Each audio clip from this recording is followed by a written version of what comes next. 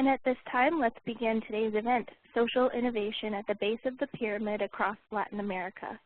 I would like to hand today's presentation over to your keynote speaker, Marcus Neto, Cluster Leader for the Innovations and Development Alliances Cluster, IDAC, Bureau for External Relations and Advocacy, UN Development Program. Hello everybody, buenos dias, bon dia a todos y a todas. As Erin mentioned, I'm the cluster leader at UNDP for the unit here that deals with private sector, foundations, and international financial institutes. And the business call to action secretariat is based in the unit, in the cluster that I lead. For those of you that may not be familiar with the business call to action, let me give you a brief overview. BCtA is a global membership platform which encourages private sector companies to develop innovative business models that combine profitability with development impact in support of the United Nations Millennium Development Goals. BCtA is supported and endorsed by 9 partner organizations, including the Australian governments, the Dutch government, the Swedish government, the UK, Department for International Development, and the United States Agency for International Development, and UNDP. So far, 73 companies have responded to the business call to action by making commitments to improve the lives and livelihoods of millions through commercially viable business ventures that engage low-income people as consumers, producers, suppliers, and distributors of goods and services. BCTA's goal is to expand this network to 150 companies by 2015. As pioneers in this space, BCtA members are advancing the inclusive business agenda by creating innovative new models, sharing lessons learned, and forging partnerships to improve scale and increase development impact. Today's webinar is an example for how BCtA can facilitate companies learning from each other, draw linkages with institutional actors, and promote the concept of inclusive business with a wider audience. Today's webinar will address the topic of social innovation at the base of the pyramid across Latin America. I have personally spent most of my career in Latin America, and I have to say that there's a lot of innovation at the base of the pyramid in our region. And I look forward to hearing the results of that later on. While Latin America is at the forefront of market-based solutions to development, challenges, many barriers still remain. Today we will explore some of those most innovative market-based solutions. You're going to have some cases that will be presented to you which are very interesting, the development challenges in the region and the barriers companies face within the environment and along the pathway to scale. You're really not here to listen to me, so let me stop now and I'd like to hand it over to our moderator, Maria Eugenia Boza. Just a little bit of an introduction. Maria Eugenia is a consultant on business for development at the UNDP's Regional Bureau for Latin America and the Caribbean. She's also a marketing specialist with research focused on low-income consumers and business strategy in Latin America. So, Maria Eugenia, you can take it over, and muchas gracias a todos y a todas. Muito obrigado, y que disfruten de una buena charla.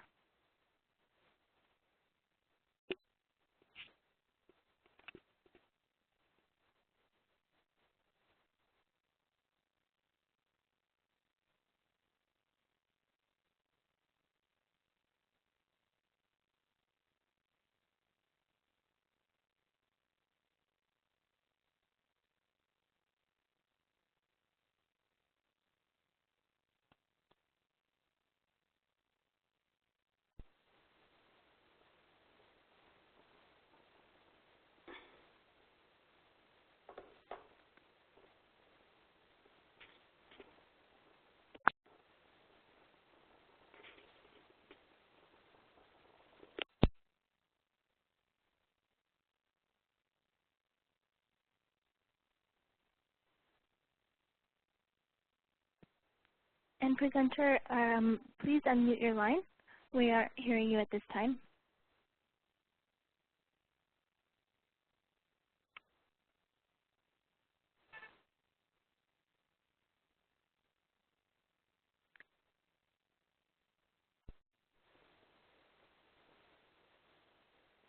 Hello?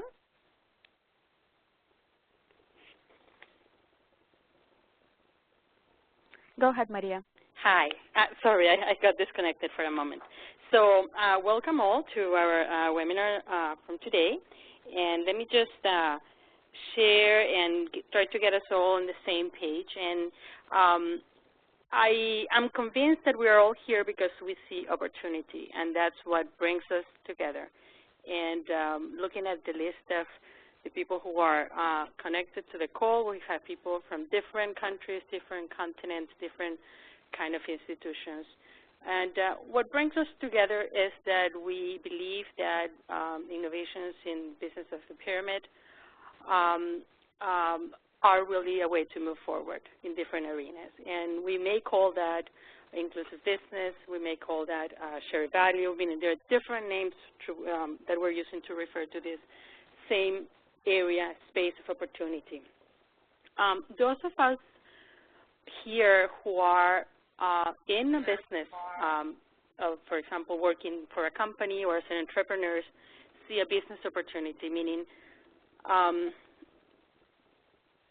ventures that are profitable and have significant growth potential. And so in the sense, there are good business opportunities, good business ventures, and that help improve the life of others as well, particularly the less fortunate. And it means that we, with vision, innovation, partnership, and a keen business sense, and this is something that we have to all remember that go together, it's possible to develop a style of business that serves both purposes, meaning that it's profitable and also helps other people. Those of us who are here and that are in development institutions like UNDP and IADB, but also NGOs, and we have quite a few in our audience as well, are also looking for opportunities. But they're different. They're different but are in the same space. We're looking for development opportunities. And our work is, if I try to put in just a few words what development is, our work is about helping countries eradicate poverty, inequality, and exclusion. That's what we do. That's development. And it means helping people have a better life, particularly the less fortunate.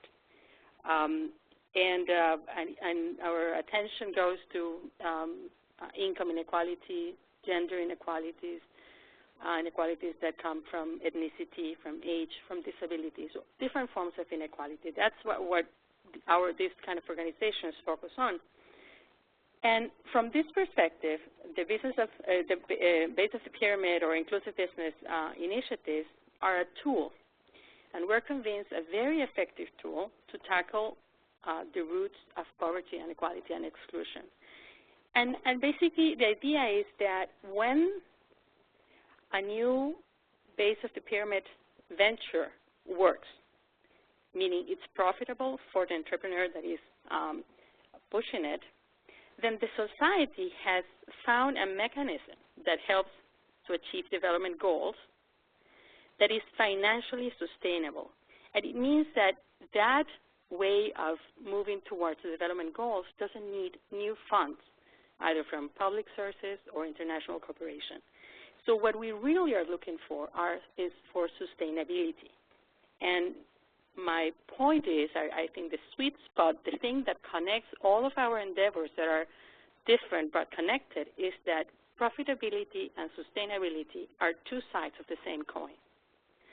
And that's why both at UNDP and IADB and a number of NGOs across the development landscape, we are working with entrepreneurs and intrapreneurs, so both for new startups and also people working within corporations to develop these businesses. So today we have a wonderful panel that will help to see both perspectives. We have two business leaders, Mary de Amorim Ribeiro from Brazil with the perspective of the startup, and Rafael Sanchez working in Mexico looking at, and he'll share the perspective of a ground business, something that is already running. And they both are going to share, how is it that this looks from the side of those who are doing business.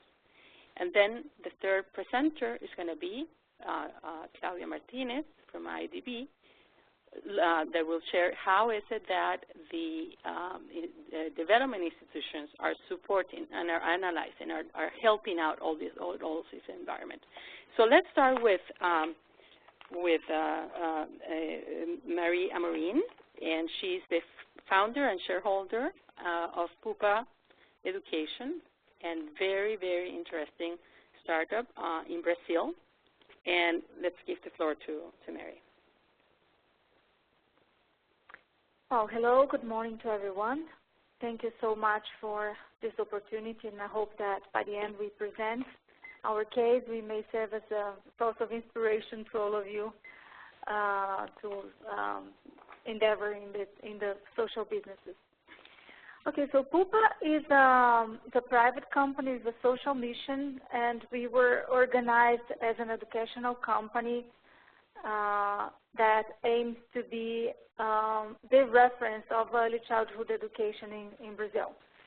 We right now have a serious situation of lack of investment in early childhood, and in an economy that has is almost at full employment. We are seeing a very critical situation of women leaving their homes to go to work, and the state didn't organize rapid enough to attend the vacancies in child care centers for these children. So we have in Brazil nearly 10 million children from 0 to 3 years old that have nowhere to stay when the mothers are working. And what the mothers, they do, they engage parents and neighborhoods and grandmothers and sometimes siblings to be in charge of these kids. And what happens is that despite these people, they have good intentions, they have no educational training, they have no resources, they have limited space, and this is a huge problem for the quantity and the quality of the stimulus that these children need to receive to improve their cognitive, social, and emotional capacity. So 5% of the Brazilian population is under 3 years old. Almost 20% from 4 to 6 are out of attendance. The government now has to comply with all the vacancies for this age. We have a situation where even when the children are going to the school, they are going only part-time, not full-time. And even in high-income classes, children, they are mostly with nurses and nannies, and the mothers, and in a situation from class C, D, and E, is that only 10% is attending daycare centers. So we have a culture of strong nanny dependence, and this is one of the reasons that we found that would be very sustainable, the business model, because it's a need that we have crossing all layers of the society. So as I was mentioning before, these people, they have no formal training, and this is where we are working right now, because they are only thinking about meeting their basic protection and with very few resources. So what are the consequences for that? It's the unskilled workforce vicious cycle with high dropout, with no human capital being formed from that. Here in Brazil, the government invests very little in early childhood. As a comparison, we invest in R$1 in elderly population and only 10 cents from this R$1 in early childhood. The third sector itself, and in corporate social responsibility, they are not raising the flag of early childhood because there is a lack of perception from the society in general of the importance of investing in early childhood. And so nobody has before prepared a training program for caregivers, informal caregivers, and even the ones attending NGO daycare centers and public daycare centers, are not receiving a proper education on how to deal with these kids. And so PUPA got organized to provide not only the training sessions, but to provide continuous education material through the web. And what we did is to bring the best from neuroscience and education and transform that in playful activities where people could get engaged even if they have a very low background in education. So what we aim to transform is to improve the skills of the caregivers, enrich the environment with the material appropriate and stimulating activities, nurturing social attachment and consistent participation from the children. So our training are focused in mothers and fathers and caregivers, so we focus the families. We've very well designed playful activities, and our mission is to reach at least 1 million children in the next 10 years in Brazil. We work with 5 axes of child development. I'm going to go very fast on that, not to leave you here. We were financed by OMJ. It was very important to have their support. We are building a reference as the first organized company to give the certifications for the families. And we are preparing the first online that will be tutorial for the parents and caregivers so they can easily find material to follow in their home. We are mapping and creating a database of families in low-income community that can be used to search for other jobs and to improve their skills. And the way we are doing this is through a social franchisee network that we engage them in selling the program, and we train the educators to be the ones certificating the PUPA program. We are also reporting through IRIS. And one of the innovations we brought was exactly the methodology that we are using to train people that are sometimes don't even read, so they're illiterate. And it's a very fast and less impact investment that we can engage the entire society and get the results while the government is preparing the solution for the daycare centers. So we engage women to empower them to act as a social entrepreneurs, and we work also with cross-subsidies coming from other income classes that help us to go every day cheaper to the low-income classes. So as I was mentioning before, we are using women from the community to deliver the solution, so the social franchisees. We form masters that are the educators in the communities, and the caregivers, they are the ones receiving the certificate. And in our sustainable model, we have revenue coming from the training sessions, but also coming from our web platform, because we are also using that as a marketplace for consumer products and services focused on 0 to 6 children. This is pretty much what we wanted to discuss, and then we can extend when you have your questions. Yeah. Thank you. Thank you, Mary. Thank you so much. I'm going to give the word to Rafael. Rafael is the Manager of Commercial Innovations of Natura in Mexico. He's an economist with an MBA and has been the lead in a very innovative experience that we want everybody to have a chance to get to see. Thank you very much. Good morning to everyone.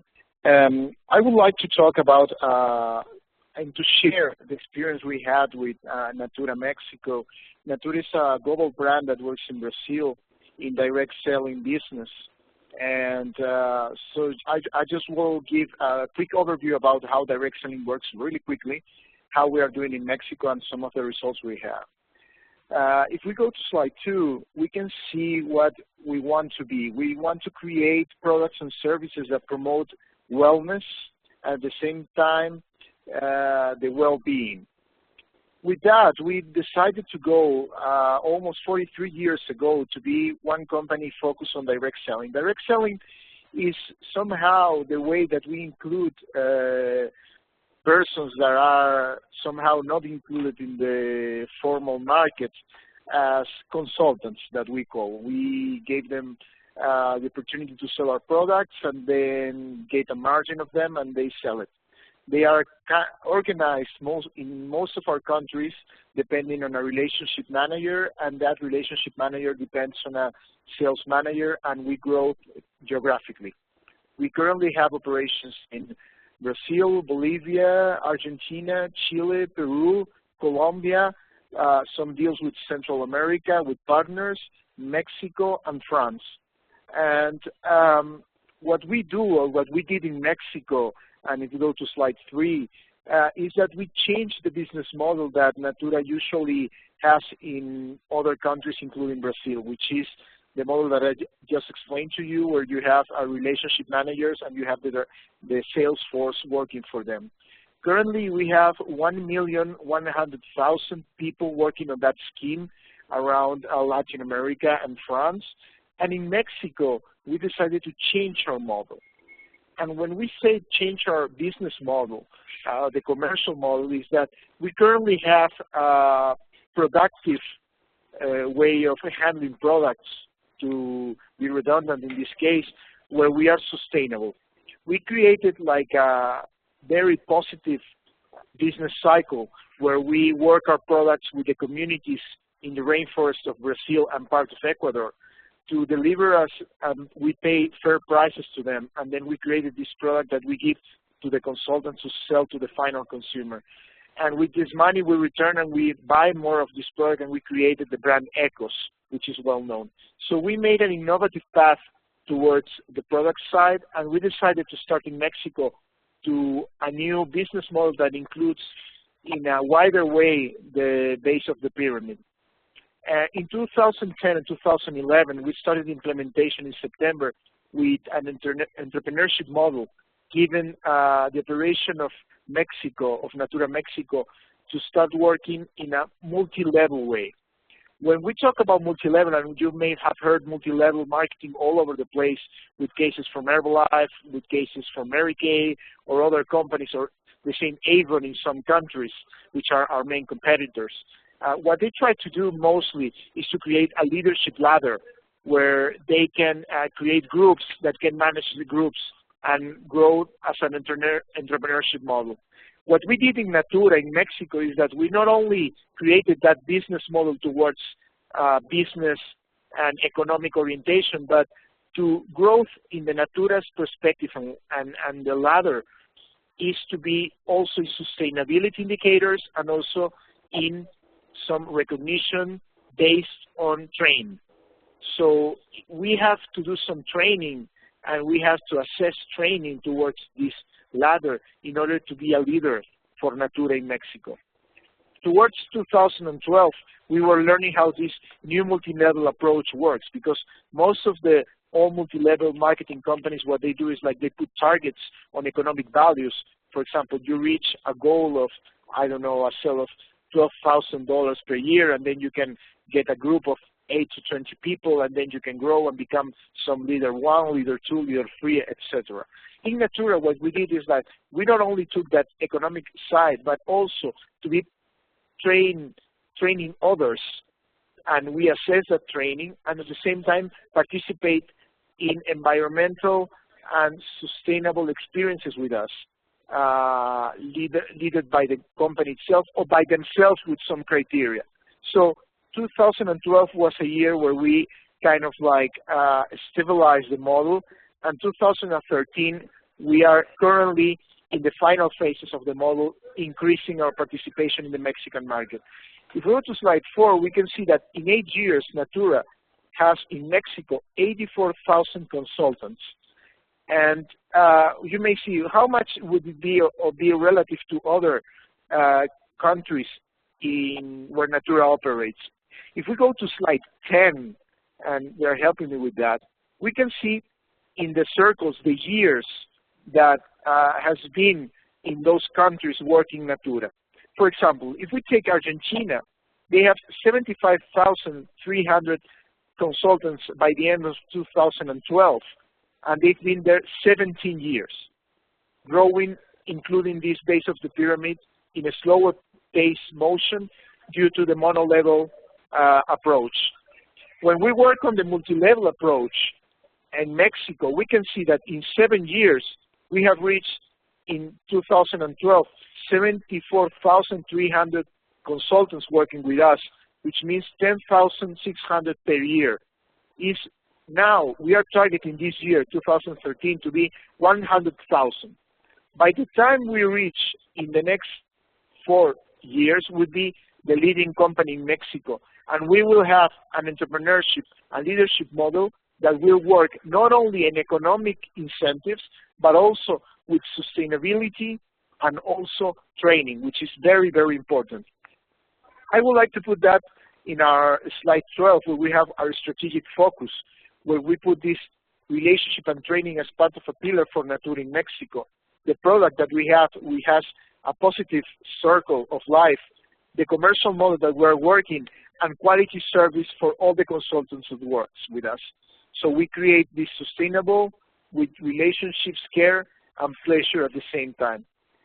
However, and if we go to slide 14, nothing has been like an easy way.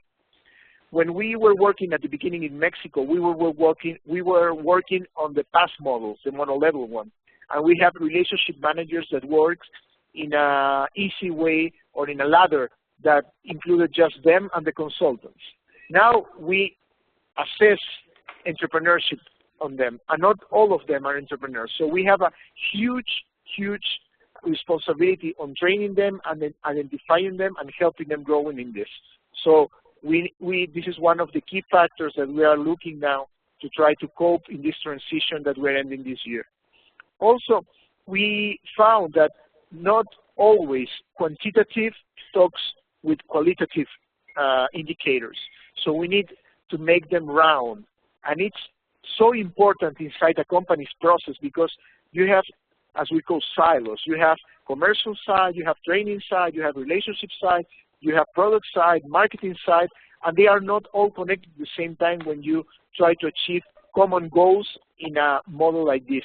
So we are trying to work, and we worked last year, and we are seeing how this is flourishing this year, how this interaction is working inside the process of the company. And also, one of the key factors that we found is this communication that is going to work through the ladder. Before, we just pay the relationship managers. They were working with us and everything, and they had goals that they want to try to diffuse to this whole channel, and that's it. Now, we don't depend on that anymore. They are not employees of us.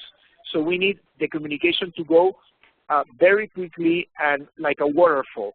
And we are working in several schemes, working in virtual panels. We are working using tools in social networks to try to connect them all.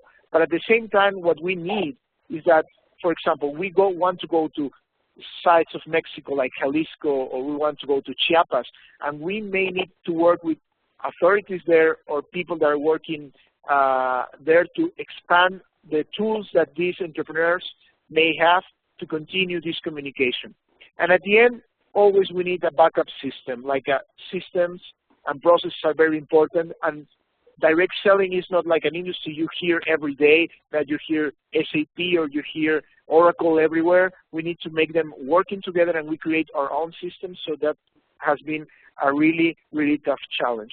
On slide 15, I can show you what aspiration is, and it's to get the 4.8 market share in 2015 and take the 4th place in direct selling here in Mexico for cosmetics that we work on, but with citizen protagonist action and achieving a market share that will be sustainable to take us in 2019 to the 1st place in Mexico.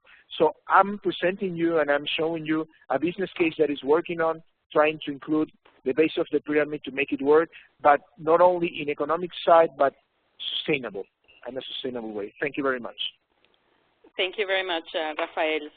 Very interesting experience. I'm gonna give the mic to Claudia Martinez Ochoa, who is gonna look at this space of opportunity from an institutional perspective. She's a senior associate at the Opportunities for the Majority Initiative at the IADB, the Inter-American Development Bank. Claudia, the floor is yours. Hi, good morning, everyone. As Eugenia was saying, I work with the Inter-American Development Bank, particularly for an initiative called Opportunities for the Majority. So I'm just going to give you quickly first overview of OMJ, and then some interesting lessons learned and things that we have noticed with regard to base of the pyramid business models. So the first and foremost is just to clarify, OMJ is was the first and is the only operational business unit in the Multilateral Development Bank dedicated to the base of the pyramid. Hello? I'm sorry, I think somebody, probably Rafael's lines fell off. There we go. Yeah. Sorry, so let me repeat that. So OMJ is the first and only operational unit dedicated to serving the base of the pyramid in a multilateral development bank. We do not do advisory services. We actually do much more than that. We structure and fund projects, both large corporates and startups. OMJ was established originally in 2007, and our initial role was to be an incubator. We were granted by the bank as an initiative $250 million to structure loans and partial credit guarantees, and we had a very small and innovative team at the time. And with our mission, which continues to be the same mission, was to support market-based solutions that were innovative, commercially viable, and scalable, and would serve the base of the pyramid across Latin America and the Caribbean. So basically, private sector companies that had a double bottom line and that could scale their operations. Today, and our mission was not either sectoral or focused on any type of particular company.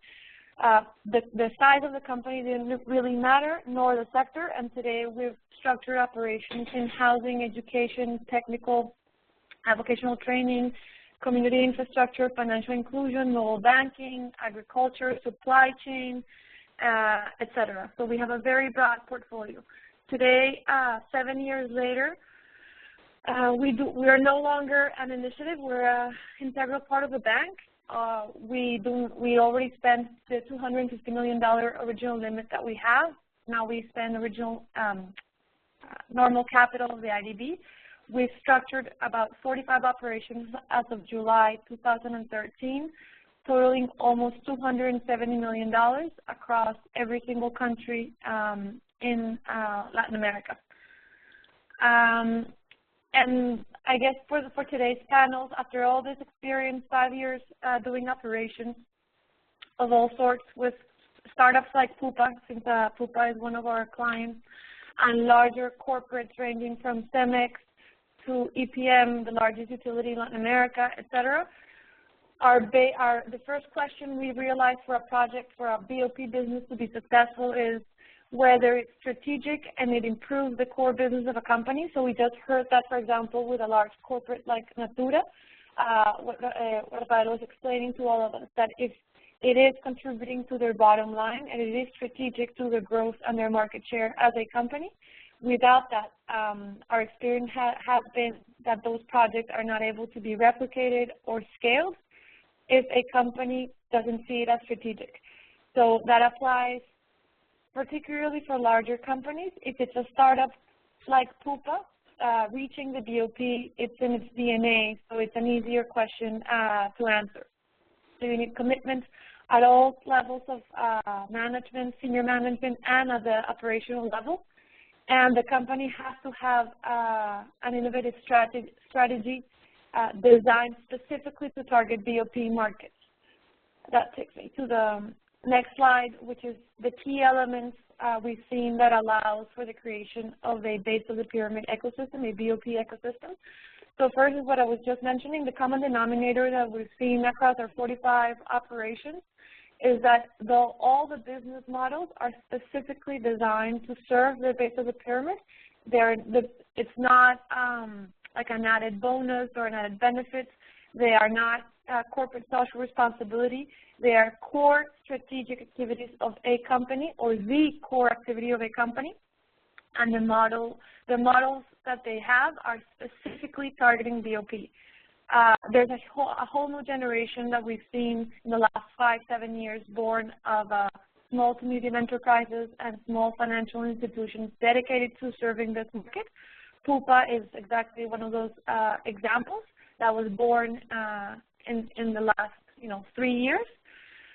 Another important lesson learned has been the use of grant resources as helping accelerate the growth of startups that are still pre-commercial but have very highly disruptive models. That is sort of, for example, a role that we've also played alongside with our debt and our guarantees, precisely because as a AAA entity, we cannot fund a startup that doesn't have the appropriate guarantees and that hasn't reached that commercial viability.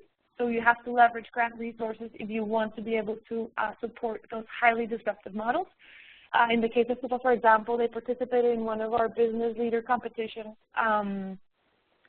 to help them design the business model, after which we're able to fund the debt. Now we created a facility with one of our sister units at the bank, the MIF, to accelerate pre-commercial business models with grant money to help them, especially I'll show you to bridge which challenges that we see as the most important that are preventing companies from doing that jump to scale, and then so we can later fund them with debt. And the fourth factor, which is key, is what we call addressing coordination failures and, again, I would say also market failures. It's critical to serving the poor. What we mean by that is that you have to be addressing a specific problem. So, as for example, Mary presented in PUPA, what is the problem? Lack of early childhood education for 10 million Brazilian children ages 0 to 3. So if that is the business need, and out of that, the model is constructed. So if you cannot understand or figure out what is exactly coordination failure or the market failure that the model is trying to serve, there's clearly there's a problem with the conception of that model. And as I was mentioning, we've seen a common thread of challenges that companies trying to implement a business model, a BoP business model face, and this not only relates to startups, small, young startups, but also to large corporates. And in some instances, grant resources can help bridge these. In others, companies need to just overcome them on their own until they can grow fast enough. So the first one is very obvious. It's resources, both human resources and capital resources that are needed to design a new business line or a new company. So, for example, a larger corporate like Natura might have less issues with capital, but perhaps more with human resources and having a dedicated team designing that BoP business strategy. The second point is extremely, extremely important and it's across different company sizes, is what we call having sufficient institutional strength, or what we call, so I guess, sophistication, which means having adequate back office, adequate information technology systems, a governance structure, and all that leading to the ability to execute properly a financial model, to be able to forecast, to think strategically where you want to go. We've seen a lot of really interesting models that, because they lack these things, we're not able to fund them, even though the model itself is extremely disruptive and interesting, and maybe the entrepreneur himself or herself is also has thought out extremely well about the business model, the BoP business model itself, but if it doesn't have that surrounding infrastructure, it's impossible to grow a business, because at the end, this is a business like any other business, and this not only affects small startups.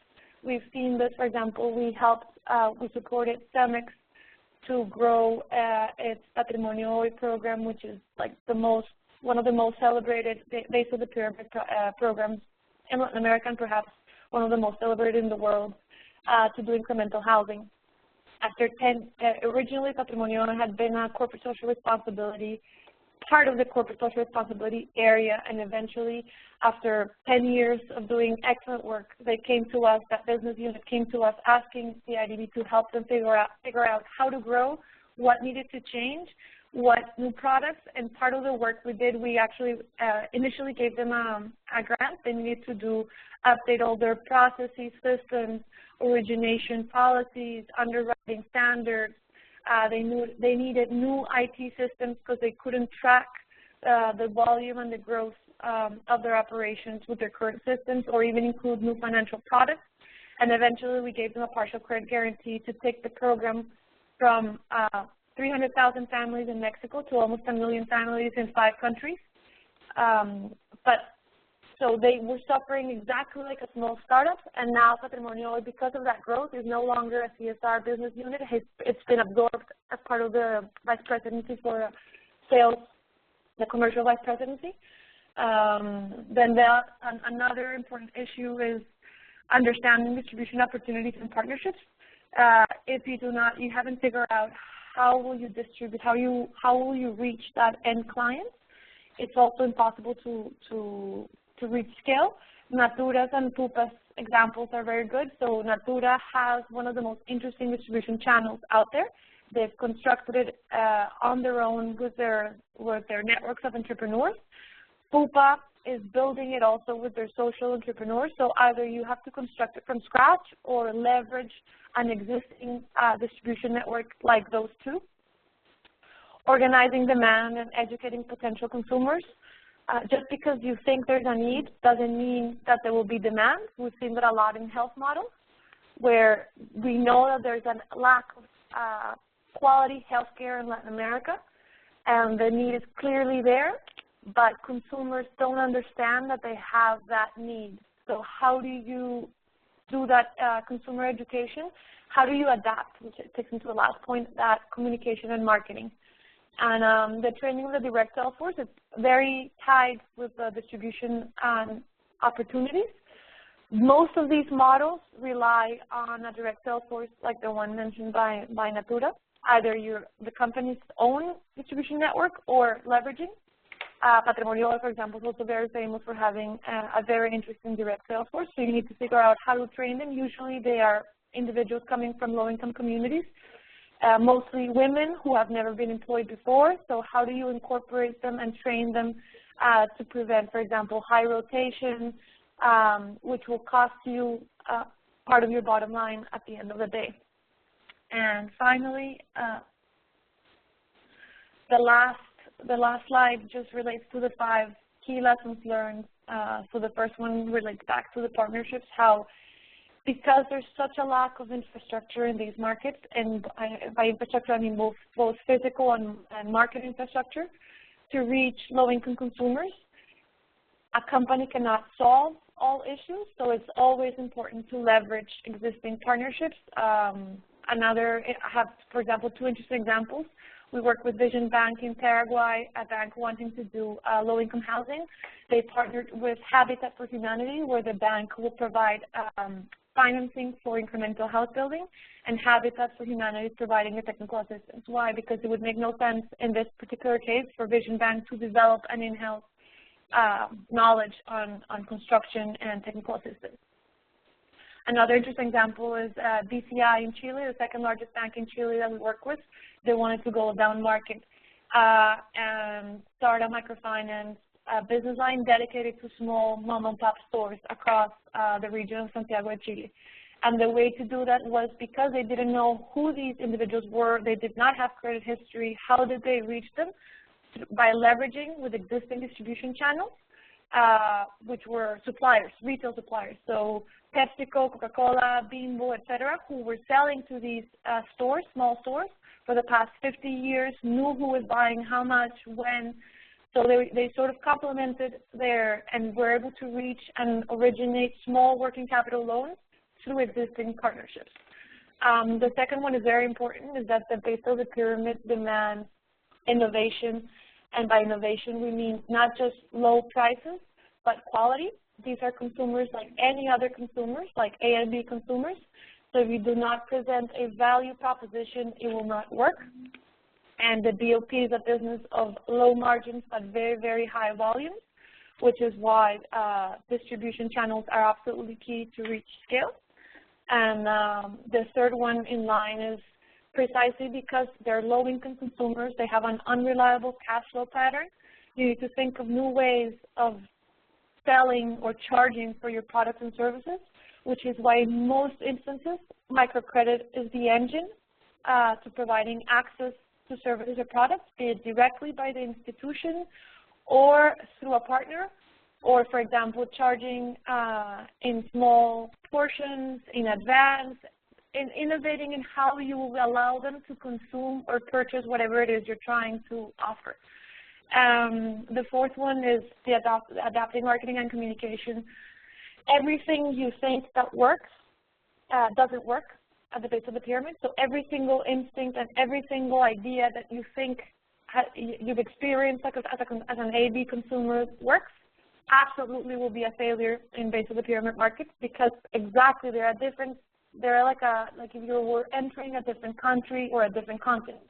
They have different needs, different wants, different aspirations, and the way of serving them, the marketing and communication needs to be adapted. So, for example, in health, the best thing that works seems to be word of mouth and ambassador programs. Every other type of marketing we've seen has not necessarily worked or has actually been an utter failure. I've seen others in Brazil where, for example, if you're trying to reach northeastern communities, the way to go is by adding a lot of colors, doing a lot of in the streets with flyers and loud speakers, something that would be the reverse that you would do with an AB consumer works perfectly fine with a BoP consumer. So it's thinking of how do you get to them, what type of focus groups, how do you make sure that you're actually seeing them and analyzing their needs and wants the same way you would do for an AB consumer. So that is basically our most important lessons learned after 5-7 years working in the region. Thank you, Claudia. Thank you. Very interesting, definitely, and a lot of venues for development institutions to help out these BoP initiatives. I want to, take just a few minutes before before we open the floor to the participants, and give Mary and Rafael a chance to give us also a little bit of a personal insight. And I want to ask you, each of you at the stage your business is in, what is your biggest challenge at this moment? Meaning, what in your business keeps you awake at night? To understand also, what entrepreneurs will face when they are where they are, and for us on the development side, what is it that we need to be careful for and what should be developing to support you? Well, if I can go first, my biggest challenge, we need to raise awareness from everyone, actually, of the importance of investing in education, in early childhood education. It means that when we need to do a very strong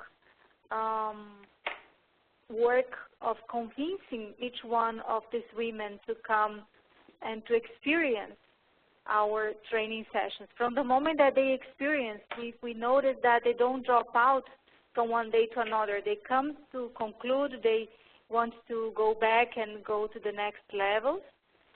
But the point that we found most challenging was how can we raise and how can we do that in a society in general, not only with these women, but putting everyone in the society aware and ready to target early childhood as an investment.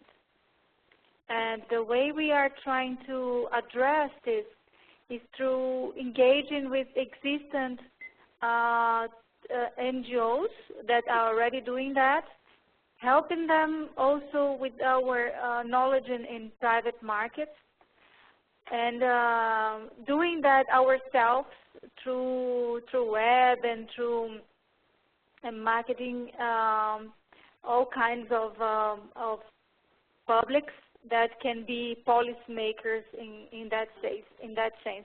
So it's not something that we can do. Yes? No, sorry. Go ahead. It's not something that we can do only targeting the final user. We need to target also the people in general in the society that are policymakers, the people that are policymakers, to change the situation of investment in early childhood. Very interesting, Mary, and that is, you know, the fact that you're actually creating a market. It's just starting by the BoP, and that helps us think on this other level that we like to call the ecosystem, that you're working with a number of other players in your market, that when you do a more traditional business, all that has already been developed. So very interesting. Thank you for that insight. Rafael, on your side? Yes, thank you very much. First of all, I would like to thank every of the panelists that were working today with us, because really experiences have been sharing. They're very helpful to note down some insights that I have taken. Really good talk right now. And the main three challenges that Natura has faced in this model, first of all, is I would like to say two external and one internal.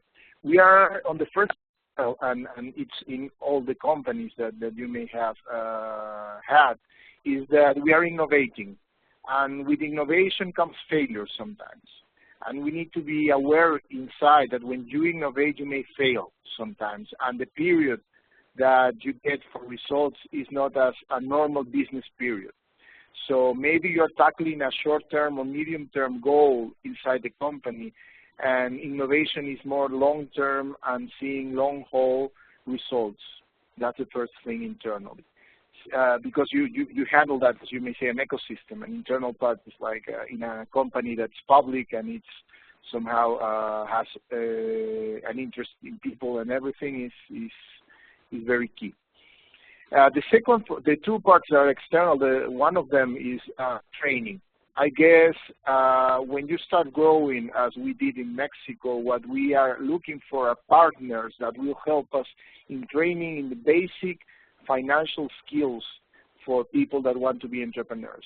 What we are looking for right now is like alliances with some universities or a circle of entrepreneurials inside Mexico, not only talking about Distrito Federal or Estado de Mexico, but in other parts, Guadalajara, Monterrey, Reynosa, Tamaulipas, Veracruz, Tijuana, parts where normally you won't get this kind of people involved. So that we are trying to get more institutions that can help us on the way of training these people on basic skills. And the third one, second one, external, is that to get to know that direct selling business somehow is very related to financial gains. So we're trying to change the mindset of direct selling in the multi-level sense in the same entrepreneurs. Most of them that comes and works in our leadership ladder comes from other companies or had experience somehow with multi-level. And they say, why do you put some training hurdles for us? Why do you tell us to go and work with you in a sustainability initiative? And to get to their minds that everything is related, that, for example, I will give a nice example that we had in Oaxaca several months ago, and I'm always pointing that out, that, for example, we worked on with a leader that started on the first level and started growing with 10 or 12 people, and she decided to go on the internet. But what she had is that she only had internet cafe in Oaxaca. So she went there and starting to recruit people to work with them and selling the products. And what they did is that they found that this place had only 4 limited computers. So she made an alliance with the guy that was working in the internet cafe. Said, okay, if I give you 1,200 pesos monthly from here to the end of the year, can you put, please, 20 more computers and I will bring you 20 people daily to start working with me.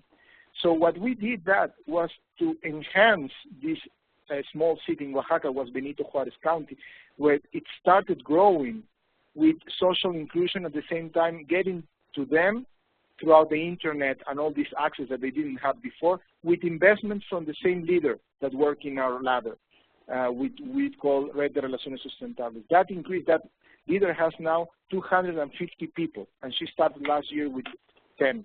and the revenue she's making for her and the whole community, not only on their business with Natura, but also in this internet cafe. Also, they bought, I knew that they bought 3 weeks ago 2 photocopiers to work and have documents and everything, and also start looking for DHL to reach them instead of having a third party to reach them for delivering the products.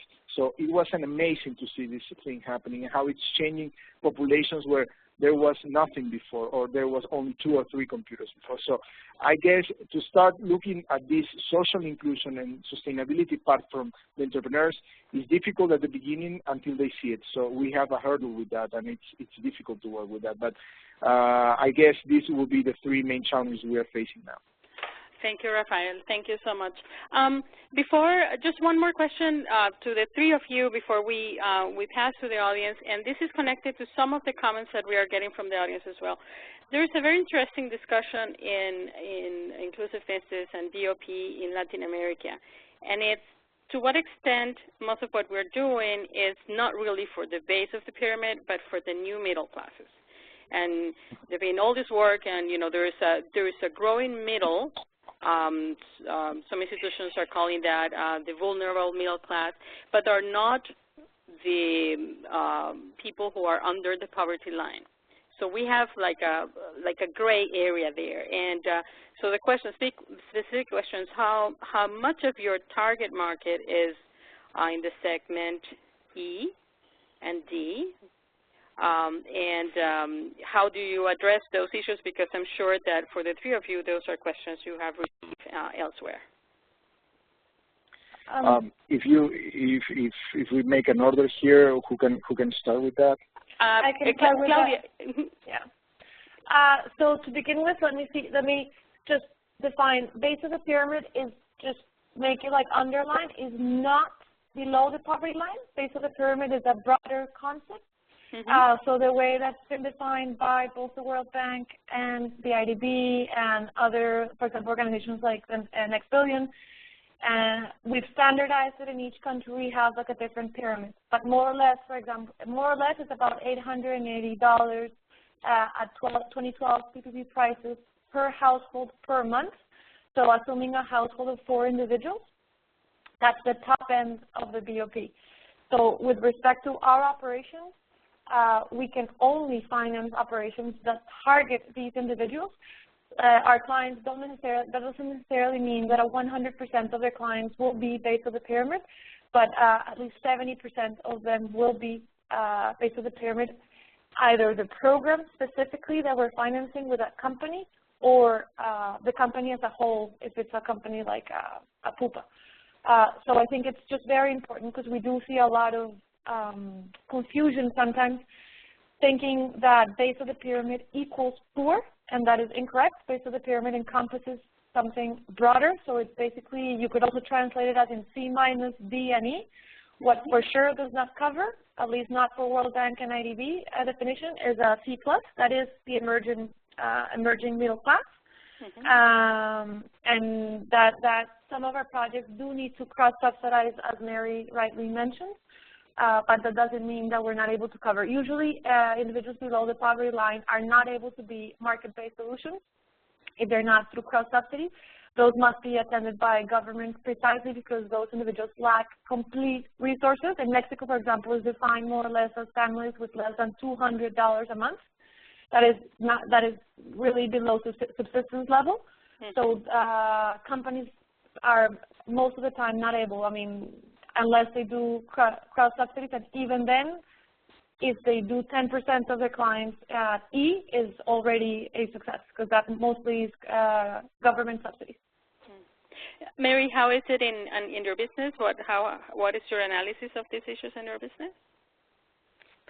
We have the entire market of C, D, and E, and we have this wish of reaching Class D and E, and the way that we are doing this is through the help of corporate social responsibility and government. We have been welcomed by the counties that we are approaching to provide this kind of service and for the families. So what we see is that Class C is self-sustainable in the business model. We have also a demand from Class A and B, but of course they are a minor part of the parcel of the population. But to reach the population of Class E, for instance, we need the help of either government or corporate social responsibility. The important thing is that we have something that they can really, it was designed for them. We did an experience in a very poor area under the level of poverty in Guarujá, in the county of Guarujá, the seaside of São Paulo, and it was very successful. So we had the product and the methodology ready for people because we are speaking about education. So a service is different from a product that it would be easy for everyone to use. So you need to have the right way of approaching with the right communication, the right instruments that you can engage these people that they have very little level of education. And what we did is that instead of starting the company trying to be successful in Class C, we piloted first with the lower possible income classes, and we found that on was easy to reach in terms of quality and engagement in the methodology was easier to follow with the upper classes. But the results we got from piloting in the very low income classes and high income class, they were very positive, both of them. They were very positive. So I think that we should not forget the ones that, even if they show that the business model is not that sustainable because you are depending on a government to perform that service, I think we should not leave that behind because it's exactly the population that needs the most. Exactly. So in practice, there are limits to the sustainability, but it's possible to partner with different institutions to extend beyond. Claudia's precision was very important. Rafael, how do you address this in your market? What percentage of your target market are, what are the socioeconomic status and also of your consultants, your beauty consultants? Yes, I received that question, and I would like to, that's very interesting to talk about. In most countries, Natura is perceived like a middle-class product. So we need here is like take a really good business perspective. We have consultants and we have final clients. When you get to the final clients, we have a strategy to tackle all the strata. That which means the final client is the final customer, so make the consultants earn the most. So when we talk about increasing the base of the pyramid, we're not talking about the consumer, the end consumer. We are talking about the consultants reaching that end consumer.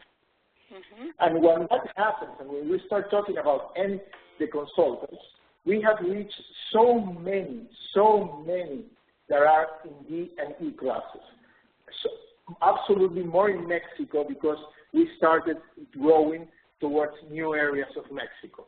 We started, for example, just to give you quick numbers, when we started working mono level, which is the one we have relationship managers and the basic consultants, we get kind of like 85% in Distrito Federal.